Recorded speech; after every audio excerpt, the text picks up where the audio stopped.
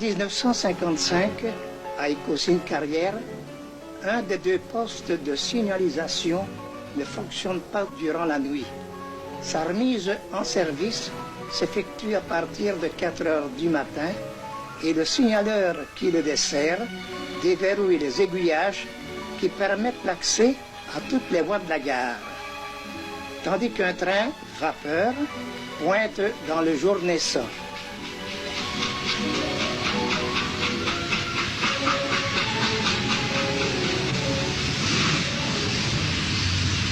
Les trains de voyageurs s'amènent en emmenant avec eux d'innombrables navetteurs, soit vers Bruxelles, ou Manage, ou Oudin. Le signaleur du bloc 31, situé à l'autre bout de la gare, est fortement sollicité.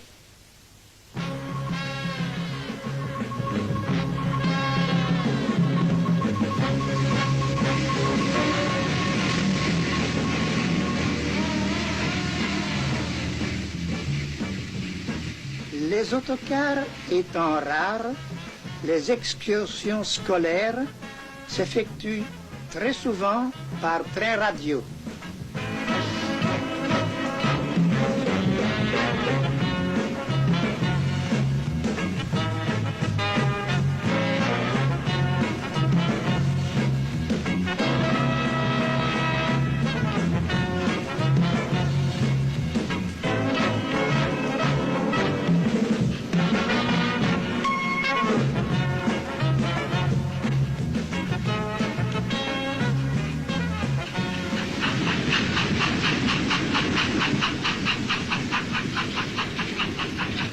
Les usines Gustave Boel à la Louvière ont un besoin énorme de minerais et les trains prévus pour ces transports sont souvent prioritaires dans la circulation.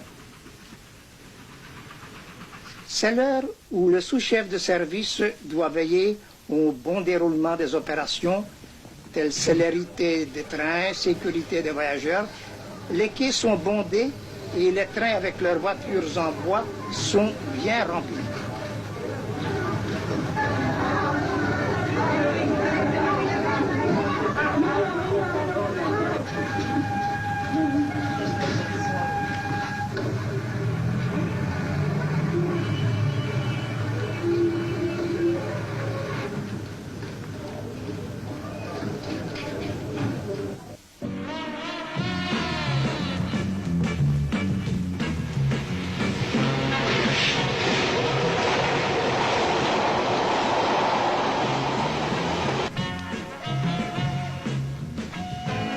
Lorsque les heures de pointe sont passées, le préposé au guichet pousse un ouf de soulagement, tandis que la salle d'attente se vide.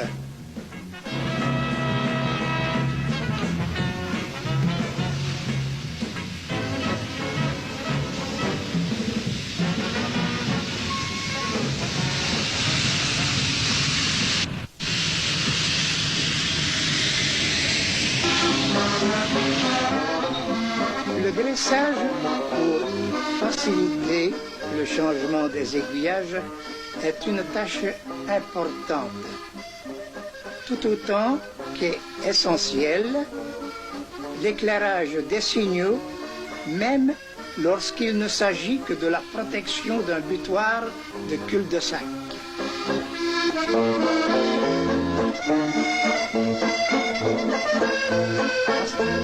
Assurer le service général, c'est s'intégrer dans la quasi-totalité des rouages régissant la gare.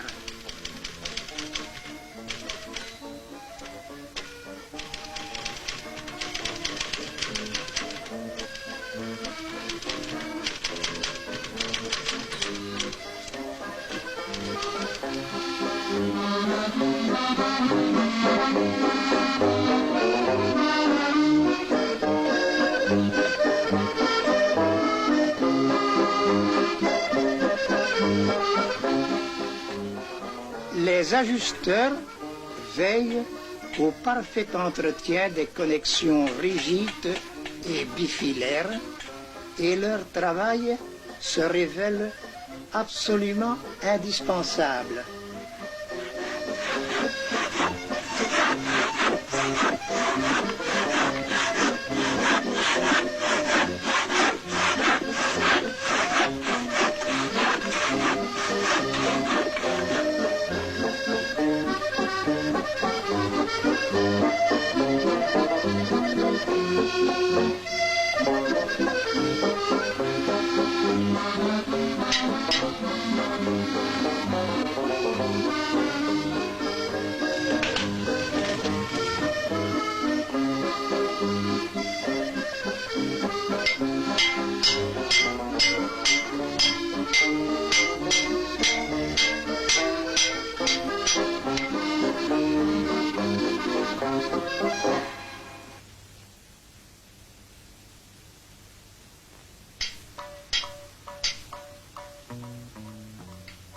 La forge ambulante s'avère utile, mais comme quelqu'un l'a dit avant moi, 100 fois sur le métier, remettez votre ouvrage.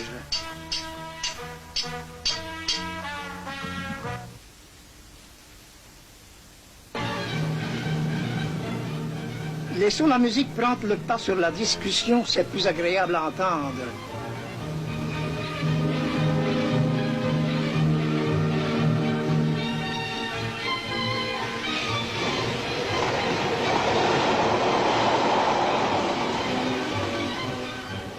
Les poseurs de voix effectuent des travaux absolument nécessaires.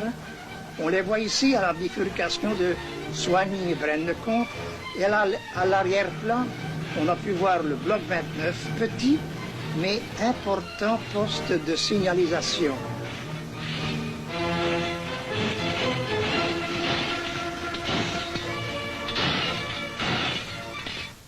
Pas question d'avoir le vertige pour l'agent qui entretient propreté et luminosité des signaux dont l'éclairage est assuré par une mèche alimentée au pétrole.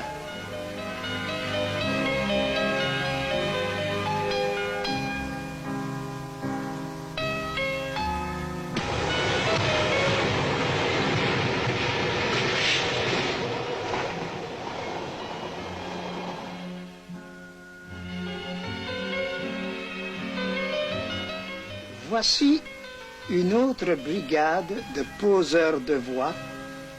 Le meulage sert à éliminer d'éventuelles bavures d'acier ou un quelconque défaut mineur.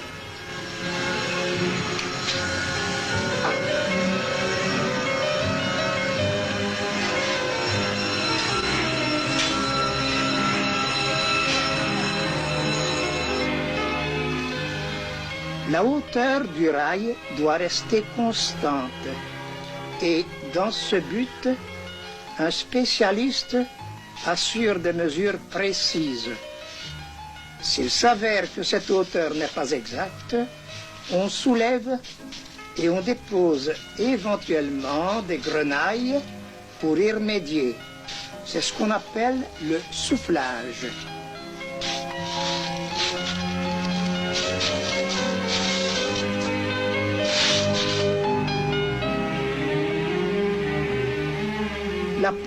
La formation d'une rame, c'est l'affaire du préposé au factage qui relève numéro et type de wagon, mais c'est également le coup d'œil du manœuvre de gare qui est responsable du lancement autant que de l'arrêt des véhicules. L'entretien des appareils de sécurité dans une cabine de signalisation incombe aux électromécaniciens.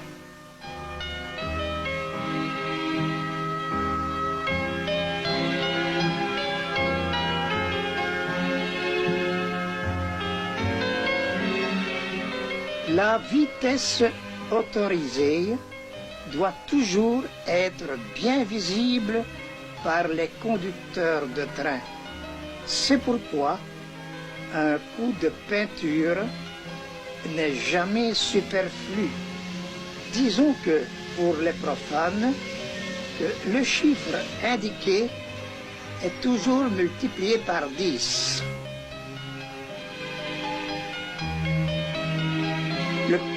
Le passage réservé à la traversée des bois est régulièrement chaulé sur les bords, ceci afin que la délimitation soit bien visible pour les voyageurs.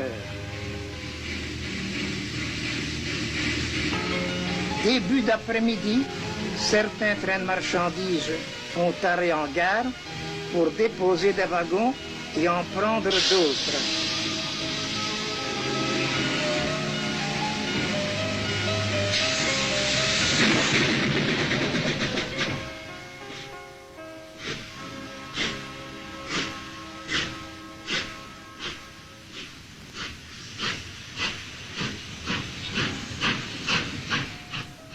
Entre deux manœuvres, le machiniste graisse le monstre à vapeur qu'il devra dompter dans quelques instants.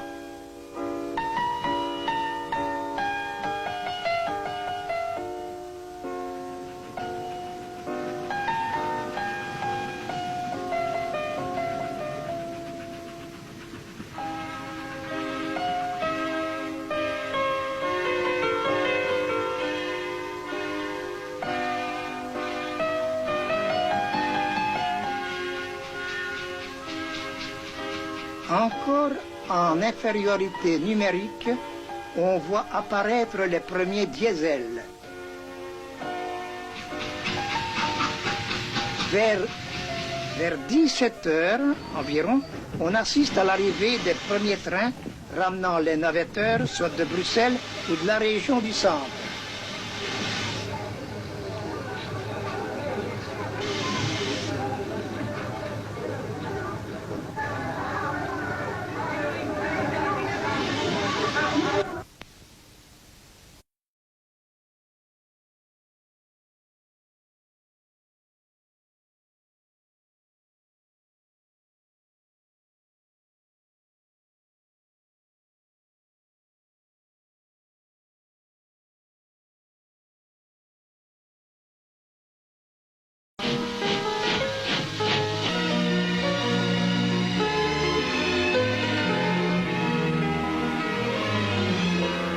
Vous voyez déjà les trains diesel qui circulent.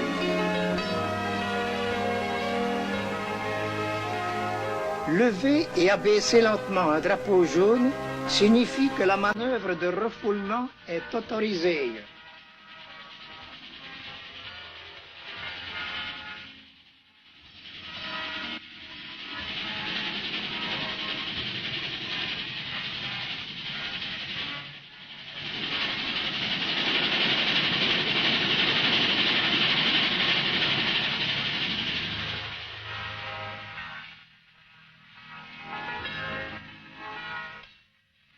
Les manœuvres se succèdent pour les rames voyageurs, tandis que les derniers trains bondés de navetteurs provenant de Bruxelles, autant que de la région du centre, terminent la grande animation de la journée.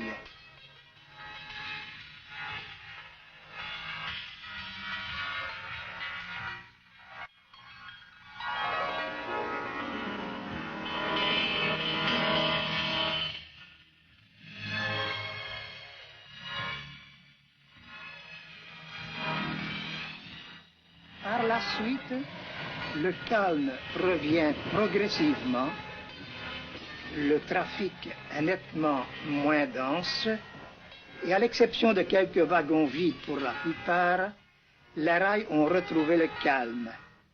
Les signaux sont davantage à l'arrêt et la clarté va décroissant, augurant ainsi la nuit au cours de laquelle seuls les trains lourds traverseront encore la gare d'Écosine-Carrière.